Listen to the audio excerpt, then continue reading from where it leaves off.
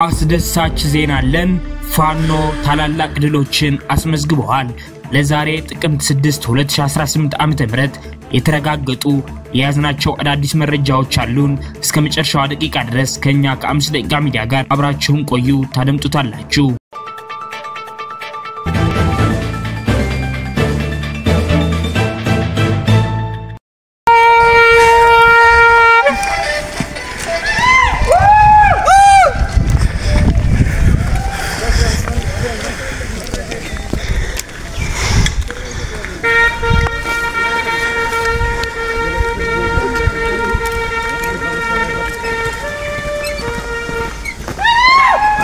ድርድር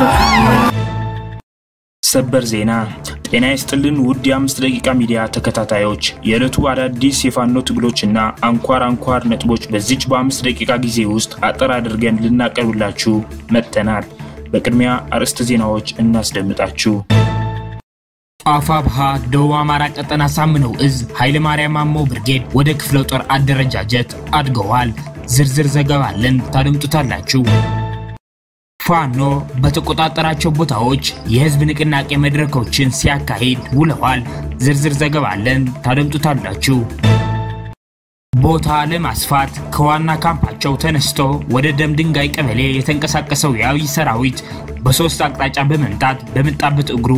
ተመቶ ተመልሰዋል ዝርዝሩን እናስደምጣችኋለን የአማራ ፋኖ ብሔራው ኃይል ደቡብ አማራ ቀጠና አሳምነው እዝ አጼ ዘርዓ ያዕቆብ 5ኛ ኮር ታላቅ ድል አስመዝግበዋል ዝርዝር ዘገባ አለን ታደምጡታላችሁ የአማራ ህዝባዊ ትግሉን የምትደግፉ ውድ አድማጭ ተመልካቾቻችን ቪዲዮውን ላይክ ቻናሉን ሰብስክራይብ እንዲሁም በኮሜንት ድል ለአማራ ጀግኖች እያላችሁ ለህዝብ ብለው ጫካ ለገቡ አርበኞች እንድታበረታቱ ዘንድ በአክብሮት እንጠይቃለን እናመሰግናለን በቀጥታ ወደ መረጃዎች አለፍኩኝ እስከ መጨረሻው ድረስ ከኛ ጋር ቆዩ አፋብሃ ምስራቅ አማራ ቀጠና ሚኒሊክ እዝ የንጉስ ሚካኤል አሊኮር አሃዶች ገነቴ ከተማን ተቆጣጥረዋል ንጉስ ሚካኤል ኮር የዘመቻ አባናዶ የተሳክዱሎችን በማስቀጠል ታላቅ ተጋድሎ ያደረገ ሲሆን ከትናንት ጥቅምት 5 እስከ ዛሬ ባለው ውጊያ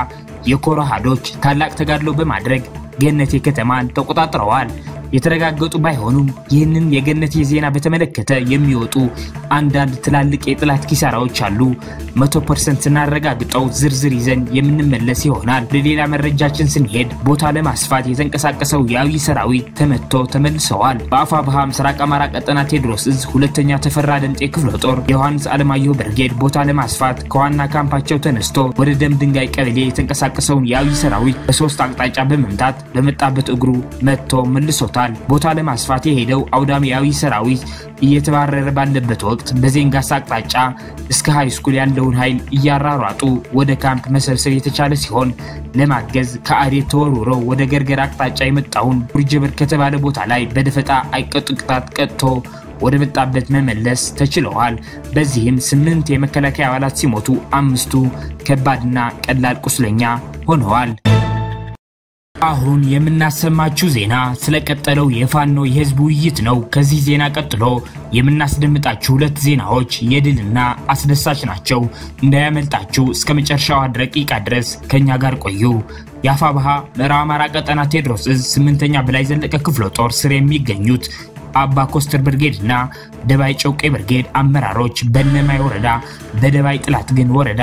በተለያዩ ቀበሌዎች ላይ የህዝባዊ ንቅናቄ መድረኮችን ሲያካሂዱ ውለዋል አፋብሃ ምዕራብ አማራ ቀጠና ቴድሮስ እዝ 8ኛ በላይ ዘለቀ ክፍለ ጦር አባ ኮስተር ብርጌድ አመራሮች በመንግስቱ ቀበሌ ህዝባዊ ውይይት አካሂደዋል በመንግስቱ ቀበሌ በተካሄደው የህዝብ ውይይት በቀበሌው ውስጥ ያሉ የመልካም አስተዳደር ችግሮችንና በቀበሌው የተዋቀሩ የቀበሌ የጎበዝ አለቆችና የፍትህን አካላትን በመገምገም ትግሉ ያለበት ወቅታዊ ሁኔታ በተመለከተ በፖለቲካ መኮንኖች የፖለቲካ ትምህርት በመስጠት ውይይቱ በሰላም ተጠናቋል በውይይቱም የፖለቲካ መኮንኖች የአባ ኮስተር ብርጌድ አመራር የሻለቃ አመራሮች በቀበሌው የሚገኙ ጊዜያዊ አስተዳደሮችና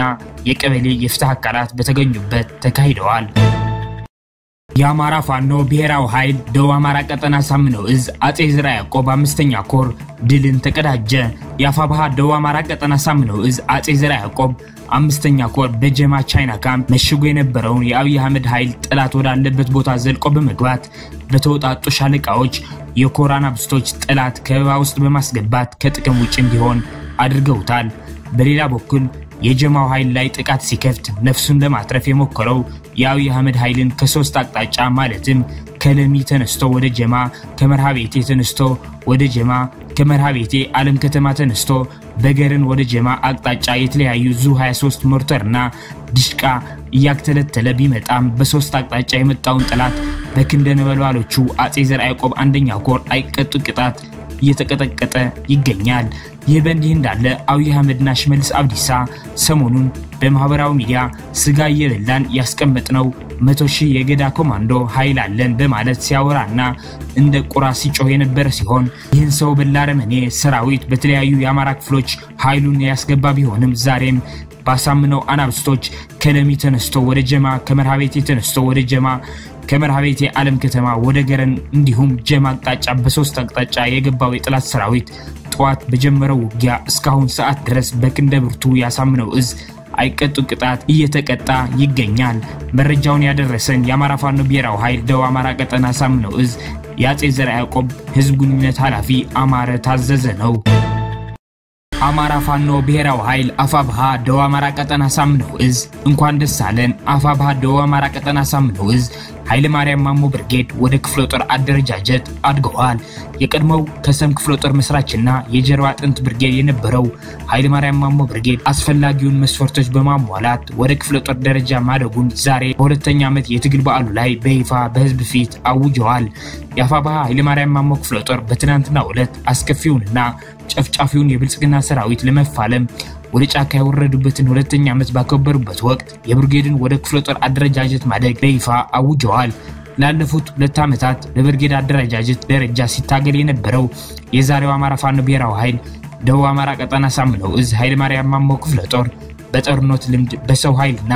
በቁሳቁስ ራሱን በማውቃት ለዚህ ከፍተኛ ስኬት በቅተዋል። በመጨረሻም የኃይለ ማርያም ማሞ ብርጌድ ወደ ክፍለ ጦር ማደጉን በይፋ ለህዝብ ያወጀ ሲሆን ለዚህ ለመድረስም ውስጣዊ ፈተናዎችን በማለፍ ውጤታማ የክፍለ ጦር አደረጃጀት እንዲሰራ ቀን ከሌሊት ለደከሙ አባላትና ከፍተኛ አመራሮች እና ለህዝቡ እንኳን ደስ አላችሁ ብለዋል። የጎንደርን አንድነት በተመለከተ ከፋኖ ኩሩቤል ጋር የተደረገ የስልክ ጥሪ ያለ ሰምተነው እንመለስ። የሰራዊት አዛዦች፣ የሻለቃ መሪዎች፣ የክፍለ ጦር መሪዎች፣ የብርጌድ መሪዎች መልእክት ይልኩልን ነበር። አሁን ምትለውን ይነግሩን ነበር። ተባብረው አንድ ማያደርጉን ከሆነ እነሱ ስልጣን ይልቀቁ እንጂ እኛ እርስ በርስ ምንዋጋው ነገር የለም የሚል አፍ አውጥተው ልከውልናል። ለኛ ፕሮግራምም ሰርተናል። ተባብራችሁ አንድ አድርጉ ወይም ደግሞ ስልጣን ልቀቁ ብለን አሁን አንተን ያናገርኩ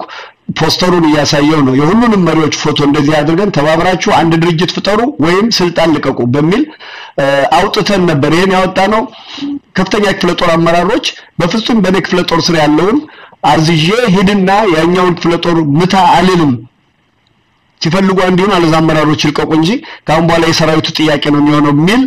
ደጋግመው ነግረውን እኛ በአዲስምስ ደጋግመን ፕሮግራም ሰርተናልና ያሉትን አድርገዋል። ግን ትልቅነቱን እናውራውን እኔ በእውነት ነው ማለት አሁን እኮ ያደረጋችሁት ነገር የእርስ በርስ የሁለቱ የጎንደር ፋኖች ርቅ ብቻ እንዳይመስላችሁ ሲጀመር የጎንደርን መከራ ያሳጠራችሁት ነው። መጀመሪያ ተወልዳችሁ ያደጋችሁበት ለሰው ለራስ ያልሆነ ለሰው አይሆንም። መከራውን ያያያለ ጎንደር መከራውን ያሳጠራችሁለት ነው። ሁለተኛ በጎንደር ምክንያት ችግር እየገባ ያለውን አማራ በጎንደር ምክንያት እንዳይቸገር ያረጋችሁት ነው። ሶስተኛ የጎንደርን ጥንካሬ ተጠቅሞ አማራ ራሱ ጠንክሮ ለኢትዮጵያ ተስፋ እንዲሆን እየሰራችሁ ነውና ክሩቤል ያጋነንኩት እንዳይመስልህ። በአሁኑ ሰዓት በኢትዮጵያ ፖለቲካ ቁልፍ ነገር ቢኖር የናንተ የሁለት የጎንደር ፋኖ አመራሮች አንድ ሆኖ ጎንደር ላይ አንድነት መፍጠር ጠቅላላ የኢትዮጵያን ጉዳይ ሊቀይር የሚችል ታላቅ ነገር ነው። በዚህ ድረስ ተረድታችሁታል? ምንም ጥያቄ የለውም። የለየን አማራ ስለሆነ ሳይሆን ካለን ጂኦግራፊ ታላቅ ማለት እንደምታውቀው ያው ከሁለት ሀገራት ጋር በቀጥታ የሚዋሰን ቀጠና ነው። በዛ ላይ በትግሉ መነሻ ወሳኝ የሆኑ የሚባሉ በተለይ ከማንነት ጋር ተያይዞ አሁን ያለው የብልጽግና ስርዓት ወደ የህወሓትን ስርዓት አስወግዶ አሁን ያለው የብልጽግና ስርዓት ወደ ቤተ መንግስት ያስገባ ከፍተኛ የትግል መነሻ የሆነ የማንነት ጉዳይ የሚነሳበት አካባቢ ነው። ከታሪካዊ አመጣጥ አንፃር ስናይ በብዙ ዓመት የአገሪቱ ዋና ከተማ ላይ ቆይቻ ከተማም ከመሆኗ አንፃር ጎንደር ማለት ነው የፖለቲካ አስተሳሰብም ባሪካሉ ከሚባሉ ቦታዎች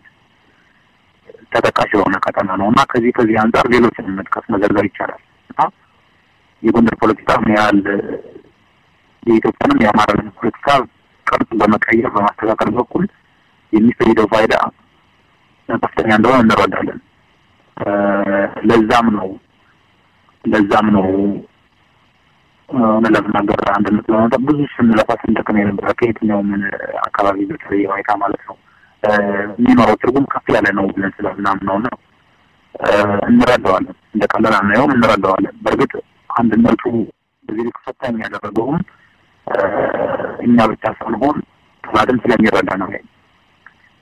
የጠቀመው መሳኝነት የዚህ ፖለቲካ መስተካከል ለሰዓት ምን ያህል አደጋ ሊሆን እንደሚችልና ለትግሉ ደግሞ ምን ያህል ሊያስፈነጥቅ እንደሚችል ስርዓቱም ያው በደንብ ስለሚያውቀው በከፍተኛ ሁኔታ ስለሚሰራበት ነው። ይሄ ብቻ አዲሱ ስርዓት ብቻ ሳይሆን ከዚህ በፊት የነበሩ የአማራ ታሪካዊ ጠላቶችን ጭምር እንደ ህወሓትና ሌሎች መሰል ድርጅቶችም በከፍተኛ ሁኔታ እጃቸውን ሰንደው ቀጠናው አንድ እንዳይሆን የሚሰሩበት የቀጠናው የፖለቲካ ተቆጣጣሪነት ምን ያህል ከፍተኛ እንደሆነ በደንብ አድማጭ ተመልካቾቻችን ለሰዓቱ የነበሩን የ5 ደቂቃ ዜናዎች እነዚህን ይመስላሉ። በቀጣይ የምንሰራቸው ዜናዎች እንዲደርሷችሁ ቻናሉን ሰብስክራይብ በማድረግ እንዲሁም የደወል ምልክቷን በማብራት ቤተሰብ እንዲሆኑ እንጠይቃለን። እናመሰግናለን።